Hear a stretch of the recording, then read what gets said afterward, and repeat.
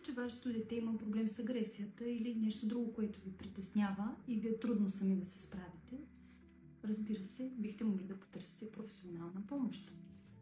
Както примерно ще се извикаме водопроводчета, да не оправи тръбите. Все пак, за това са специалистите.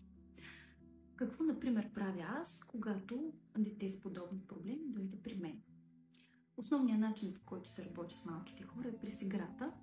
Като през играта ние можем да зададем много от въпросите, които може да зададем на възрастни.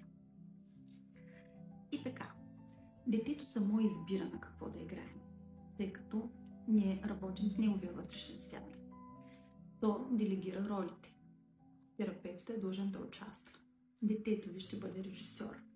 Това, което може да прави терапевта, освен през играта да се зададе въпросите и да поведе мисълта на детето към някакъв нов сценарий, малко по малко след като спечели доверието му, да рефлектира чувства.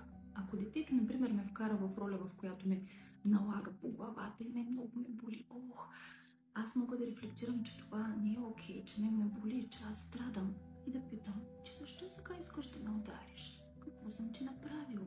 Това, което правиш, дали е добро? Можеш ли да направиш нещо различно?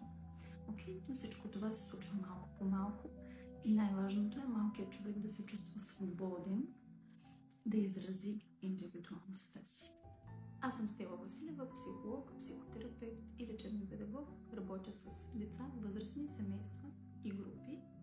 Стартираме една такава група, подходяща и за родители, на 19 ноември от 19 часа тук в Стара Загора, където е кабинетът ми. Но за индивидуални консултации приемам не само хора от Стара Загора в кабинета и това може да ви улесни, като се запишете онлайн консултация през регистрацията ми в Супердок или на посочения телефон.